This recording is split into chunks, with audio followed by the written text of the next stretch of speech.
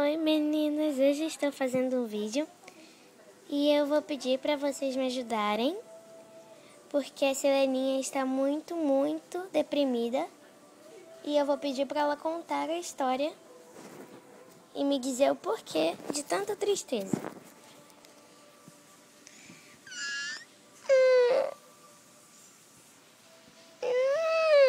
Que foi? Não filma. Calma aí, tira a mãozinha do rosto. Isso. Fala, por que você tá triste?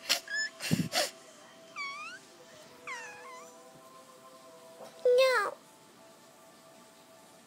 As meninas vão te ajudar. Tá bom. Não teve hoje. O que tem? Você não me deixou lá na creche. Na creche? Tá bom. Deixei. Então, aí a moça falou assim, é hora do soninho. Aí a gente foi tudo dormir, né? Aí, não teve ontem que você falou pra eu jogar minha chupeta lá no mato, porque o gato do mato ia trazer ela? Ia levar ela?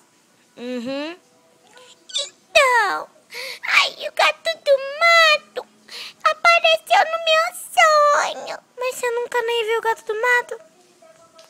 Mas ele apareceu. Aí ele falou assim, aí eu vou pegar essa chupeta, nunca mais vou te devolver. E não importa mais o que você peça, que eu não vou devolver pra você não, hein? Aí eu ficava muito triste. Aí você me consolava.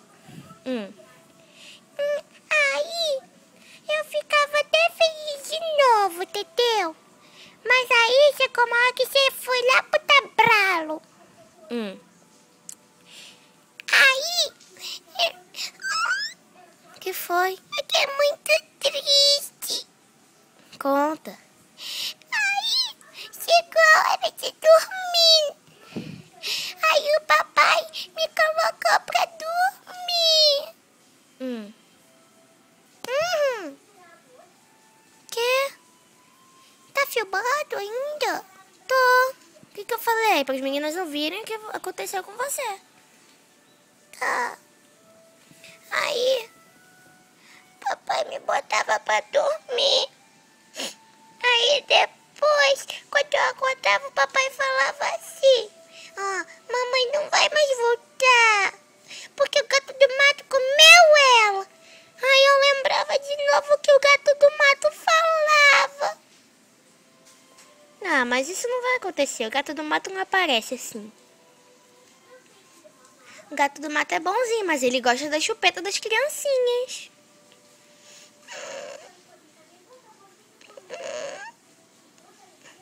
Mas aí ele aparecia, mamãe. Não vai aparecer. É, mas não tem o meu quarto. Tem. Então... ele não fica perto da janela que a gente deu uma chupeta. Fica.